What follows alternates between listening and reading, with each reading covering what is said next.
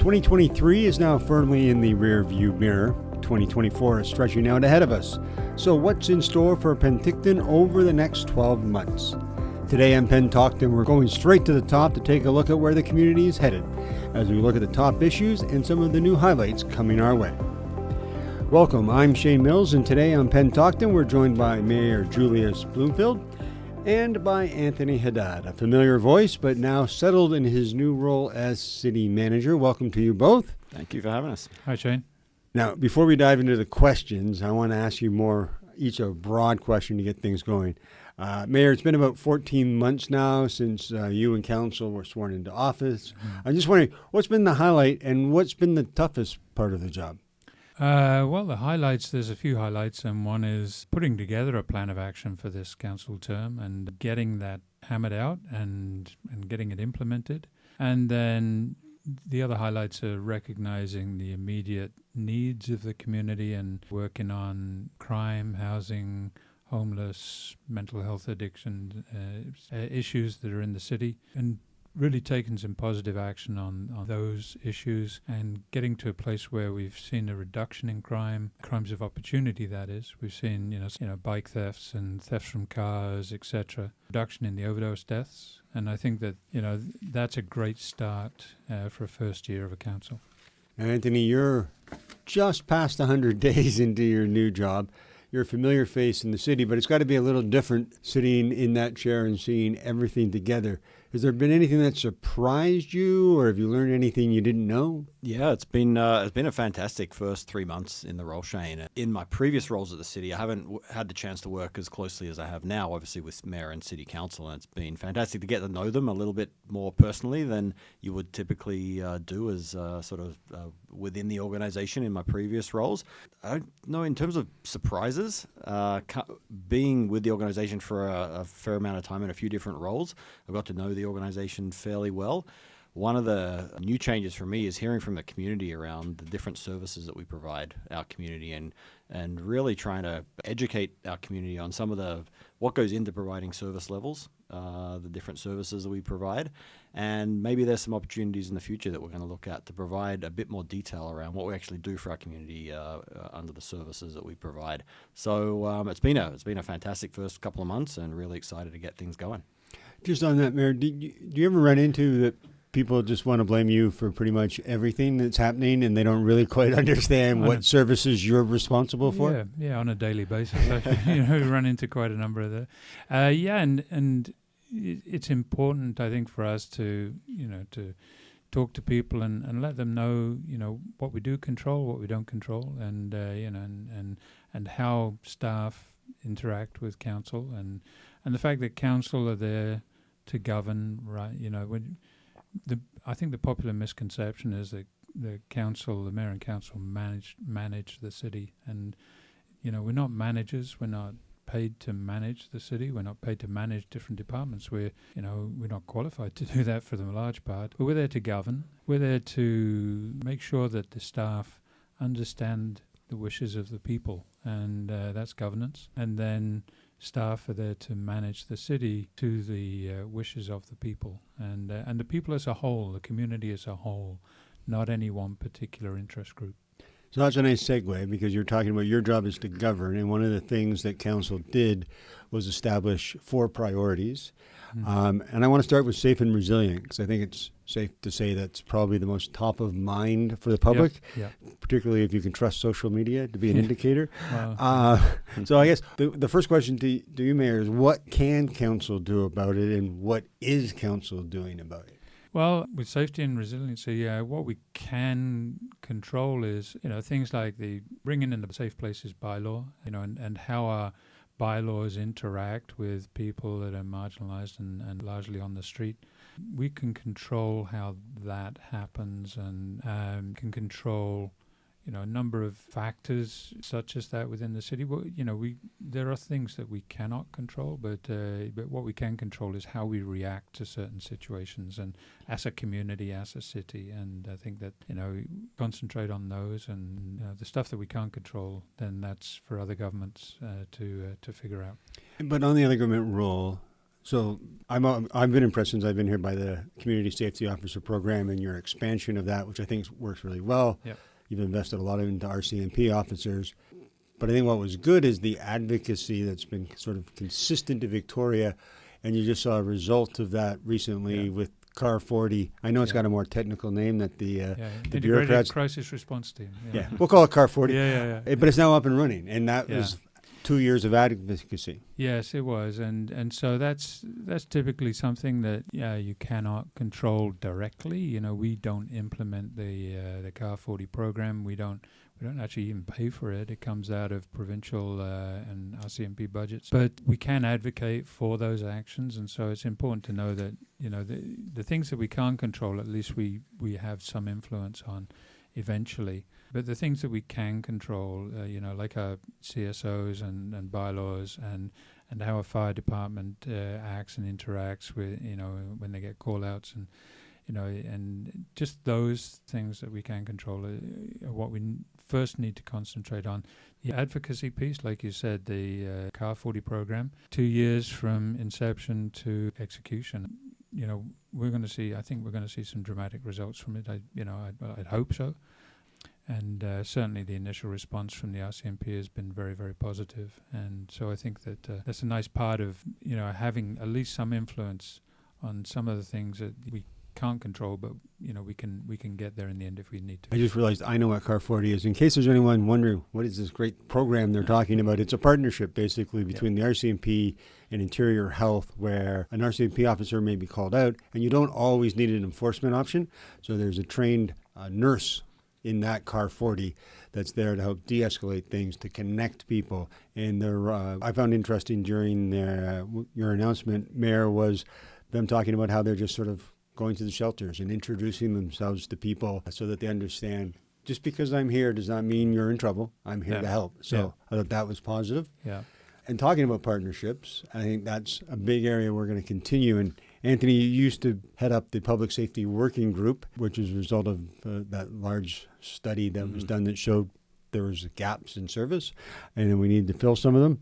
And one of the first things that you've done is you've hired a director of public safety and partnerships. Can you tell us what the purpose of that role is and where they fit into the picture? Yeah, absolutely. I think the Public Safety Resource Review that you mentioned, that was completed back in 2020-21, and that was a process that looked at the scope of bylaw, the scope of RCMP and our fire department and how they work together, where some of the gaps were in the work they're doing for our community based on the issues that they're dealing with, the increasing issues that they've been dealing with over the last few years. And it was a role that was recommended coming out of that process that really looked to tie together a lot of the work they were doing as a public safety or as public safety agencies, looking at some improved reporting and improved metrics around how we're doing on the public safety front. So that role was identified a couple of years back. We internalized the operations of our public safety working group through some work over the last year or so, and made the decision through some organizational change over the last budget process to add the Public Safety Director and Partnership Department, which is now responsible for our social development team and our bylaw and community safety officer program. So those departments have grown very quickly over the last few years, and by moving them into a department that works directly with our fire chief and our RCMP officer in charge, that allows our development services team to focus on our housing priority. So as we have created this Director of Public Safety and Partnerships role, it's going to play a very key role in working with council, working with a lot of the organizations in the community, and bring together a lot of those key organizations that do a lot of great work that can help with coordination and alignment and the work that's coming out of those more proactive enforcement pieces of our public safety agencies in the city. So really excited about that role and getting things underway over the next few weeks with the new hire that we just announced last week. Because I think part of the problem is there's a lot of underlying challenges to public safety. And I know the old RCMP officer in charge, Superintendent Hunter, used to refer, there are criminals who we should arrest, and then there are other people who we need to help. And part of the Director of Public Safety and Partnerships is making sure that the groups are all moving in the same direction. Absolutely, right? Absolutely. Yeah. And you've seen the increase in the health component to a lot of the public safety related issues that RCMP, fire, and our community safety officers are dealing with. So it's getting a good handle on what's going on in the community from that perspective and sharing information with RCMP and having the RCMP share information with that public safety department so that we can inform council on how things are going and some potential changes we may need to make in the delivery of those services that we're investing very heavily in and have invested heavily in over the last few years.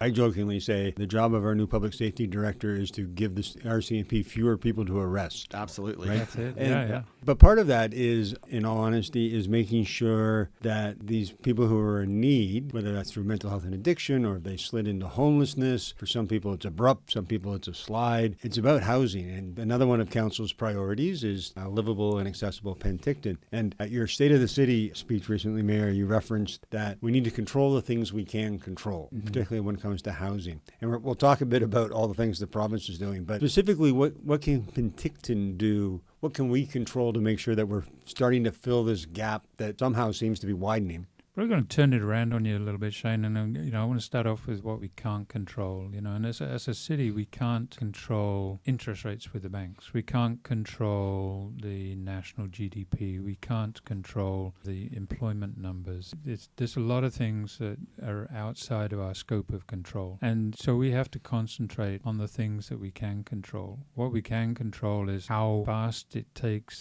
developers to get a development permit within the city of Penticton. How fast we can react to the needs of the community when it comes to dealing with housing, subsidized housing, low-cost housing, and recognize that there are things that we can control and really make sure that we're running at 100% on providing those services and performing at an optimum level in order to get things done. If we concentrate on what we can control, then we can advocate to the other levels of government and saying, look, here we are ready. We have proved that we're ready.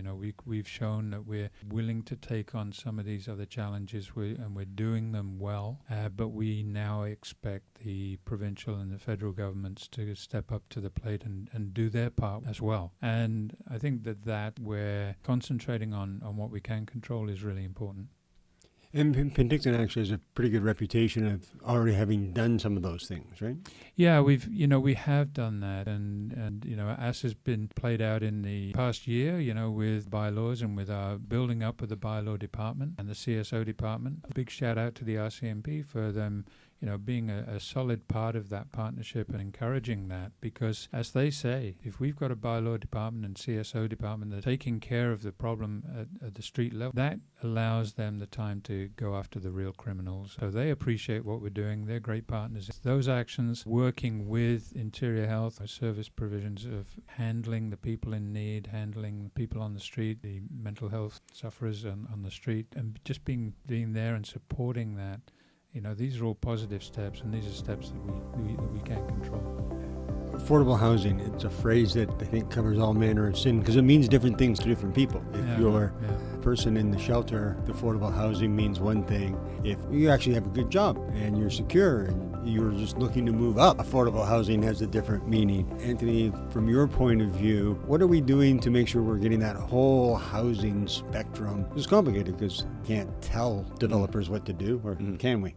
Penticton's pretty unique in that we do have quite a range of different types of housing across the spectrum. It's just we don't have enough. Like a lot of communities, they've been challenged with that. The myriad of changes that's coming down from the provincial government is at a high level intended to try and address this over the long period. You're going to see some pretty significant changes coming to our single-family neighbourhoods with the additional density that's allowed.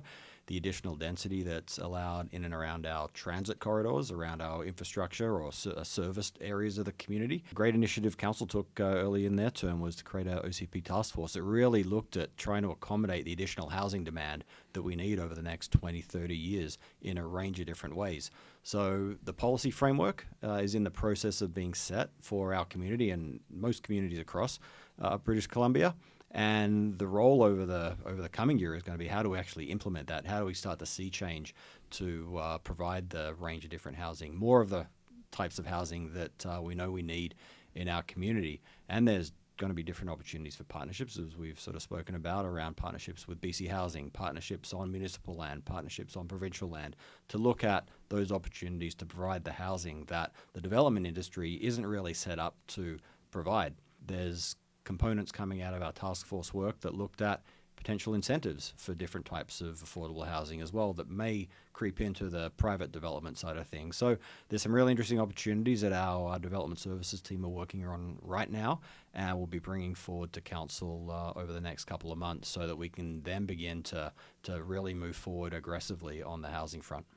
How does this work for you, Mr. Mayor, in the sense that people who have been in Penticton have been here a long time and they like it the way it was? Darn it, we don't want to change it. And it's going to change. Like the province's rule on you can put up a fourplex where there's currently a single family home, and the city can't change that. That's the way it's going to be. So how do you and how does the city communicate out to people? There are going to be some changes, and we're going to be starting an OCP engagement process, and we want to hear from you because that document all of a sudden is really going to be the document.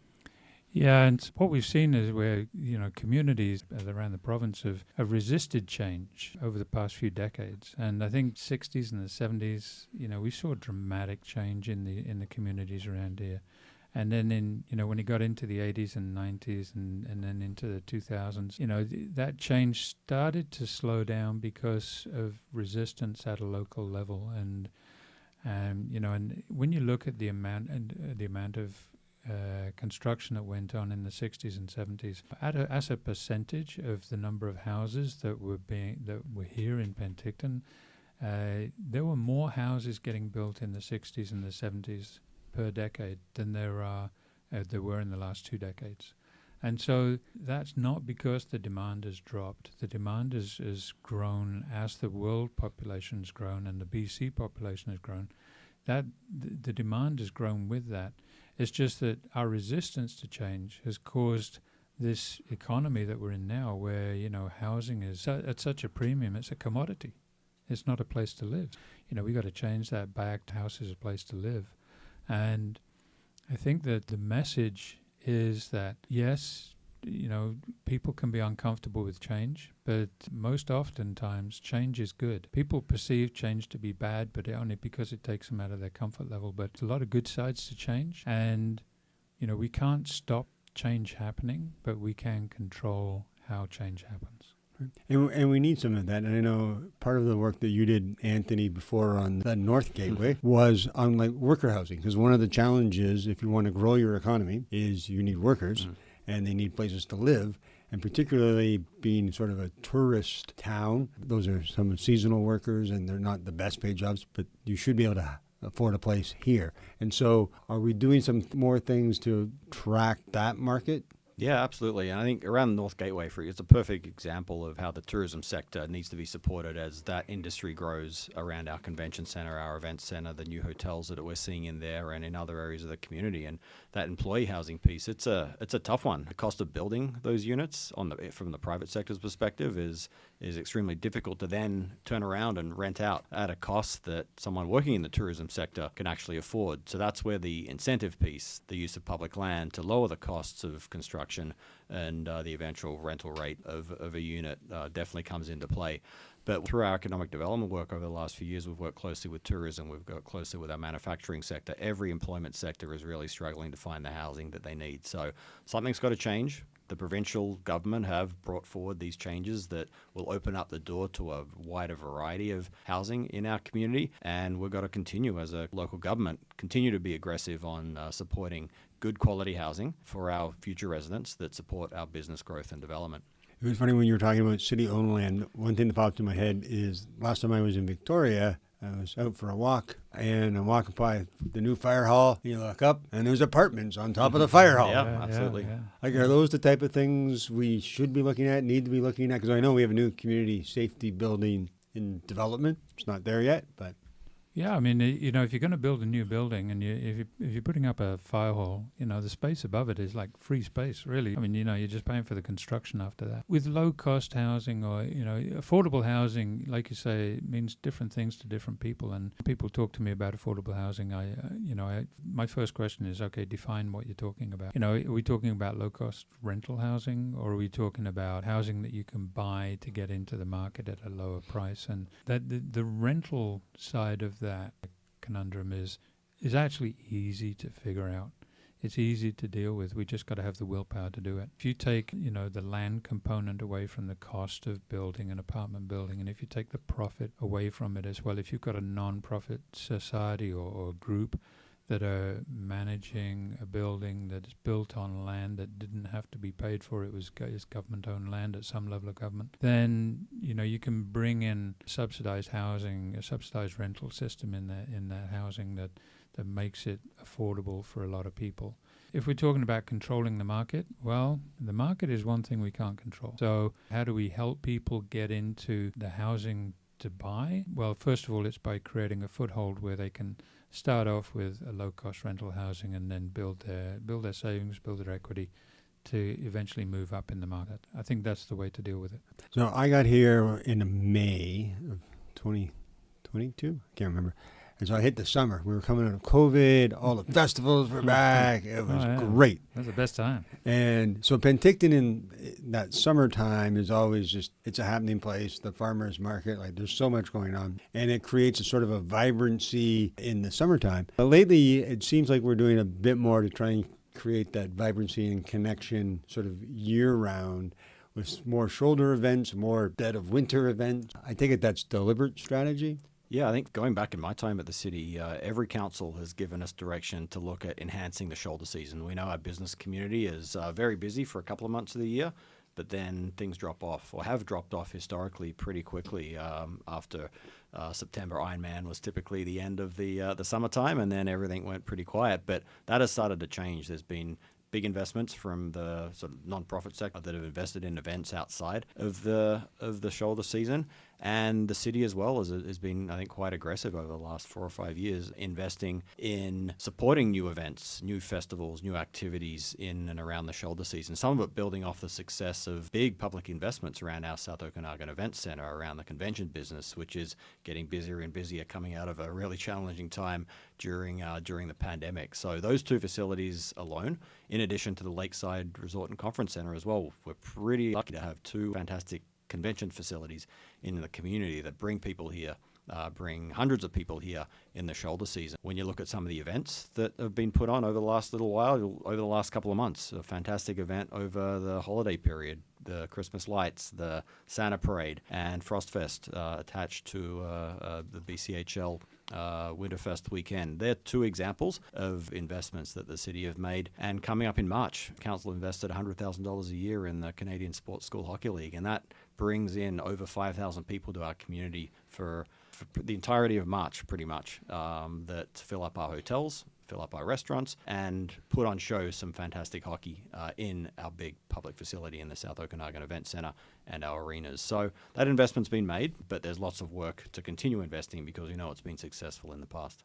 Well, it's interesting because I think, Mayor, sometimes people don't see that, right? They don't, unless you are going to the tournament. But if you're the business owner or the restaurant owner, who winter is a bit of the doldrums, those investments, the young stars returning in September is great, and then all those things, and the concerts that Brian Adams drew people from up and down the valley, the Cirque du Soleil. So yeah. And I think that there's what Anthony just described very well, actually, and a lot of information there. But the events that bring economic value to the city, and so those events, but then there are events that build the community, and and so Frostfest, was a community building event, and I believe that did a fantastic job. Certainly not for the economic activity, because a lot of stuff was free. But I think that that was for the community, sort of. It was for Penticton. That was building community, and that's the important part of some of these festivals and events that go on. And yes, we do lots of events for economic value, but we start to concentrate a lot more on events that are community building as well. And those community events, just to follow up on that, I think they're the ones when you travel as an individual or as a family, you go to the communities that put on those events that the local residents want to be at. If we can continue to be successful in those type of events, they'll attract people. Oh yeah, visitors will want to be at those events. Yeah. So they're the ones that community support. And the economic spin-off will be there over time as they build and as they grow. And we've seen that Peach Fest. Travelers, most people that move to a city have visited it as a tourist, member of a convention or something like that. I mean, they end up moving here because they see the value of the community that's here. Kudos, Jeff Plant, if you're listening. You did a great job. Yeah, you did. But yeah. now you got to top it for next year. So, and that'll be the fun thing. One of the announcers said, you know what Kelowna doesn't have? You know what Vernon doesn't have? They don't have a rail jam. We built the rail jam and it looked awesome. Yeah, I did. Yeah, it was fantastic. And, kids, they just loved it. I mean, they were knee deep there and, around that when they were practicing. So all through the afternoon when they were practicing, there was a crowd watching them. And the event itself was just spectacular. Well, the funny thing is sometimes it's small things that make community proud, but tunnel of lights. Yeah. People just really like that this year, right? It's the first time we put it up.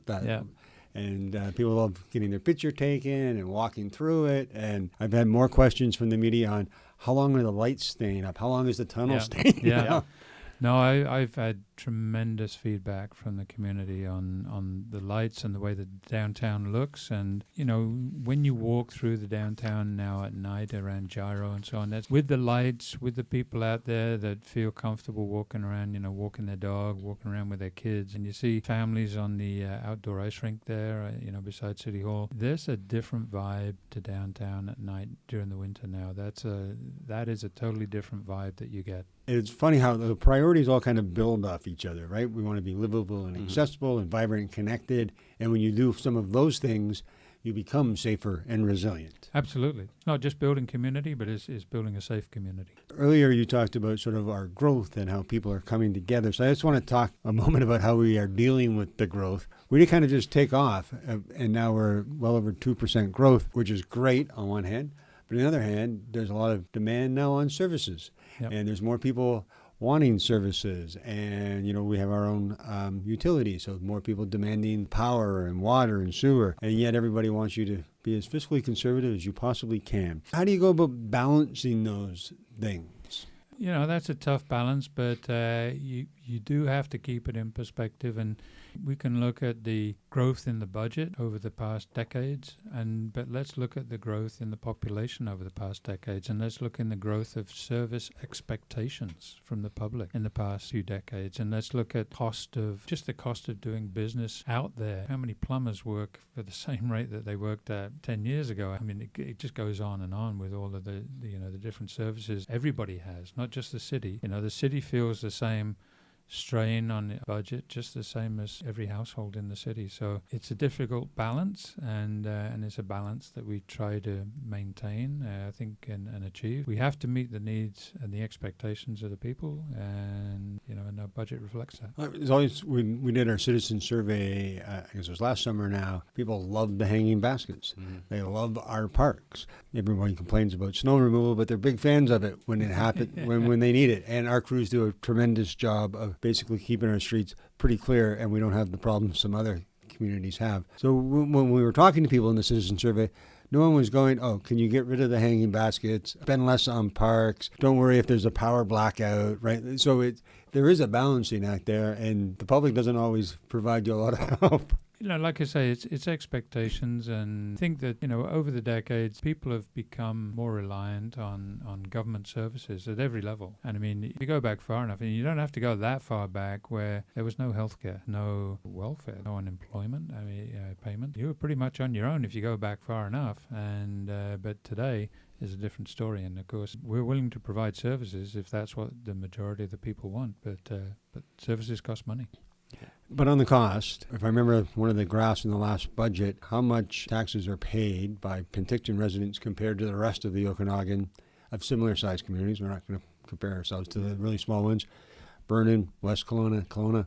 I don't want to say Penticton residents are getting a deal, but they're getting value for their money. Absolutely. And I think every year that we go through our budget process, there's recognition of what's going on outside in the community with inflation and peripheral costs that are impacting the livability of our community. So when we bring forward budgets on an annual basis, there's a really robust process that we go through as an organization to support the service level they want to deliver for the community. So as you mentioned earlier, the migration that's happening to our community, we're getting a lot of people moving from bigger cities to our community. Their expectations of services and the services we provide as a local government is very different to probably 10 years ago to the people that have lived in our community for a long time. So we try and deal with those changes. We bring forward new opportunities where it makes financial sense for our community to recognize that the reason people love Penticton is because of those parks and because of the amenities and because of the environment that's been created over the last 10, 15, 20 years that has got us to this point as a really enviable place to live. So recognition of all the work that's gone into creating this community, continuing on with those services, but also being financially aware of the ability for our community to pay for those services. And that's the process we go through on an annual basis to deliver the services for council and the community. It really is amazing. And Mayor, you've been on council for a while. Anthony, you've had different jobs here, but moving here, I always sometimes remind myself it's only a community of 37,000. When you look at all the amenities that are out there, in my head, the community's bigger. Yeah. It plays above its weight.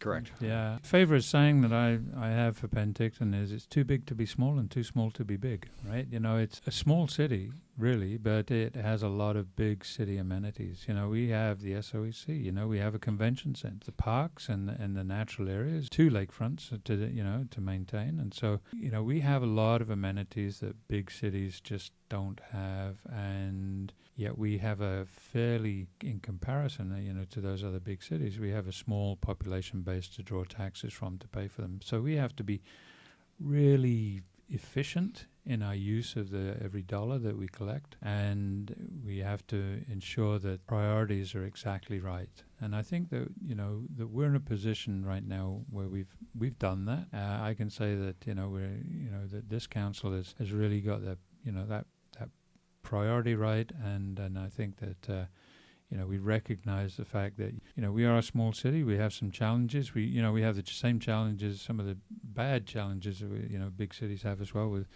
social issues and so on that we have to deal with. But I think we are meeting those challenges, and I think that we're on the right track. All right, we're almost done, promise. But I want to give you each a minute just sort of to talk about what you're excited about for 2024. And I'm going to start with you, Anthony, so the mayor can have the last word. I'm really excited about working with the mayor. I thought I'd throw that in. But obviously working with mayor and council, they're I think really committed bunch to this community. All very different opinions on a lot of different things, which is that's local government and that's democracy, and that's fantastic. So we've got a really new leadership team at the City of Penticton with our senior leadership team moving our departments. So really excited about the innovation they bring to the organisation to support the community and support council. And you've seen that with some of the work that's happened recently in the community. I think it's a really unique time to be a local government employee with the amount of change coming from the provincial government, especially on the housing front, as we've spoken about. To be part of that change in this time in our community is unique and hasn't happened before as quickly as we're going to see the change happening now. So to support our community through those challenges at a staffing level and within our organisation, I think it's a really unique opportunity and something I'm pretty excited to be part of. Mr. Mayor. What am I looking forward to? And I'm also looking forward to getting some of our actions in play on the housing front, and focusing on housing. I think that's going to be our big focus this year. I'm looking forward actually to working our way through the myriad of provincial regulations that have come down on us regarding the housing, and just sort of shaping that into something that helps the city and is acceptable to the general population. And I think that we have the basic for building a really, really great community out of the great community that we have. But I think we do have areas that we can improve, and I'm looking forward to making those improvements. All right. Ken Sims, Mayor of Vancouver, always likes to say he wants Vancouver to get its swagger back, and I would argue we already have swagger. You know what I heard the other day, that Penticton has just the right amount of chill. Love it. That's Absolutely. good. I think the confidence within the community is in a really good place for a number of different fronts. I think the confidence in the services that we provide, the confidence in the people we have around the organization's in a really good spot, and I'm again really excited about it moving forward. There's a great vibe that's going on in the city right now. The breweries have been part of that food scene, the new hotel, hopefully more new hotels, and the increased convention traffic that we're will surely have with those hotels. I think that Penticton's actually got a really good vibe starting to happen. And we don't swagger, but we're a pretty chill place. We don't need to swagger because we're chill. Yeah. All right, that's it for PenTALKton. We're going to leave the mayor with the last word. Chillest town in British Columbia. I'm Shane Mills, and we'll talk again soon.